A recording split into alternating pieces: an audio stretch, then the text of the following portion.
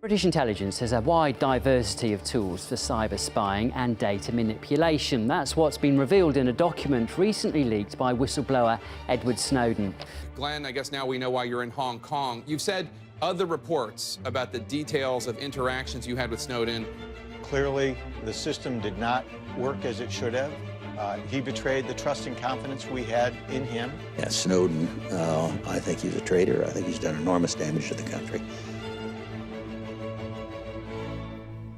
In 2013, Edward Snowden, a 29-year-old contractor for the National Security Agency, added himself to the list of America's most infamous whistleblowers. He did this when he exposed spy programs that were being used by the United States government and her allies to monitor citizens without their knowledge. Snowden was employed by the NSA through the management contractor Booz Allen Hamilton. While in charge of sorting data, he began to see the extent of the NSA's surveillance. He started collecting top-secret documents on these practices that he found to be disturbing and unethical. From the thousands of files leaked, it was discovered that the NSA had been collecting the telephone records of millions of Americans. It was also revealed that they possessed a surveillance program named PRISM that was able to tap into internet servers including Google, Facebook, and Microsoft to collect emails, search history, and other personal information. Snowden believed it belonged in the hands of the people to decide whether these acts were right or wrong, and to decide just how much privacy they were willing to sacrifice in the name of national security. I don't think Mr. Snowden was a patriot. As I said in my opening remarks, I called for a thorough review of our surveillance operations before Mr. Snowden made these leaks. My preference, and I think the American people's preference, would have been for a lawful, orderly examination of these laws, a thoughtful, fact-based debate that would then lead us to a better place. Because I never made claims that all the surveillance technologies that have developed since the time some of these laws had been put in place somehow didn't require potentially some additional reforms. That's exactly what I called for. If I had simply appointed this review board to go through and I'd sat down with Congress and we had worked this thing through, it would have been less exciting. It would not have generated as much press. I actually think we would have gotten to the same place. And we would have done so without putting at risk our national security. Do you think he's a traitor? I know he damaged the country, and the Obama administration will deal with it. But do you think it's possible for one man to really damage the security of the nation? I think he damaged the security of the country.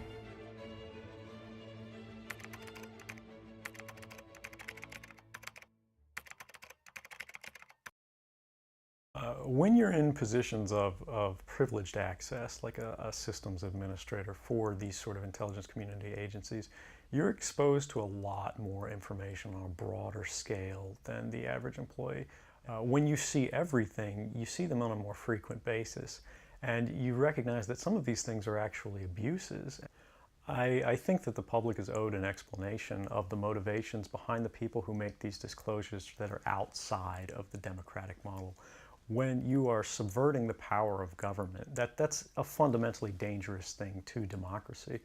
And if you do that in secret consistently, as the government does when it wants to benefit from a secret action that it took, it'll kind of give its officials a mandate to go, hey, tell the press about this thing and that thing, so the public is on our side. But they rarely, if ever, do that when an abuse occurs. That falls to individual citizens, but they're typically maligned. It becomes a thing of these people are against the country, they're against the government. But I'm not. I'm no different from anybody else. I don't have special skills. I'm just another guy who sits there day to day in the office, watches what's happening. Many viewed Snowden as a hero who championed for citizens' rights to privacy, while others believed he overstepped his authority, putting national security at risk and endangering the people. But who has the power to decide what the public should and should not know? Snowden, among others, believes that the information he released should have been available to the public domain.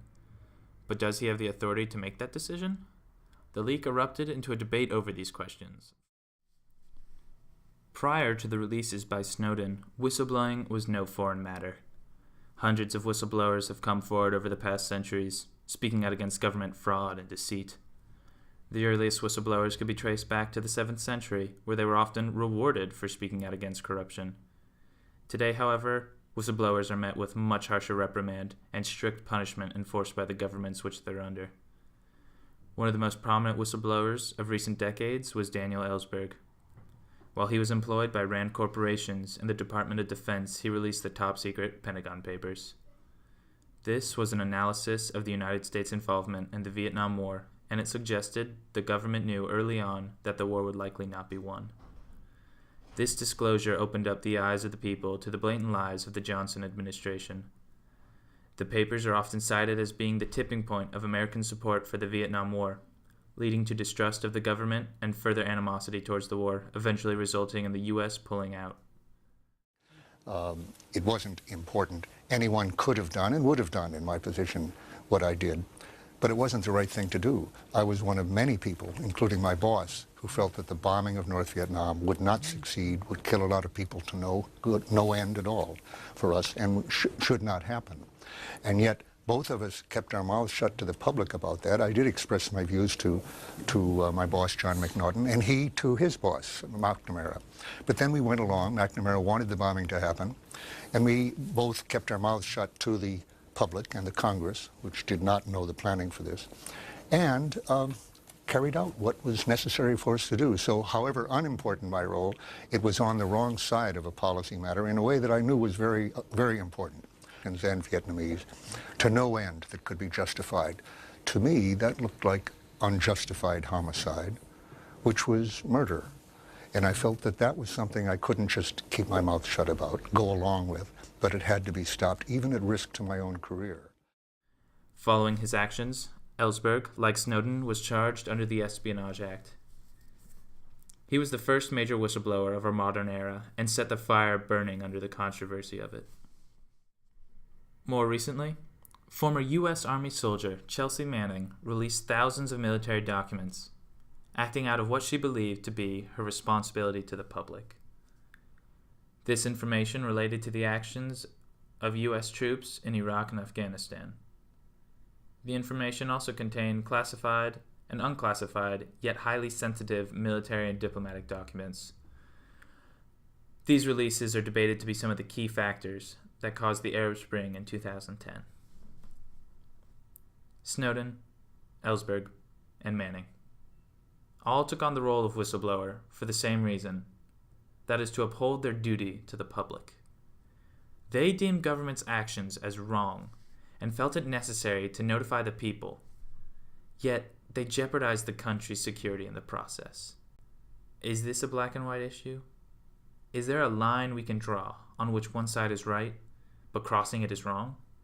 Today, just a few years after the acts of Snowden, the controversy surrounding his whistleblowing has faded to the backs of our minds. With the constant evolving technology in our society, we are less and less cautious about what we make public. So maybe Snowden's leak wasn't a big deal. But what about Ellsberg? What about Manning? The Pentagon Papers are a key part in why the U.S. withdrew from an unwinnable war in Vietnam, and probably saved countless American lives from being lost. Manning, on the other hand, released classified information that specifically endangered U.S. troops and diplomatic relations in the Middle East. Each of these people acted because they felt it was the right thing to do. Some sided with them, yet others did not. I leave you with these questions. Is the question of whether whistleblowing, right or wrong, a simple yes or no? And if no, then how do we, society and the people of the United States of America, decide what is right? And who do we entrust to maintain our values?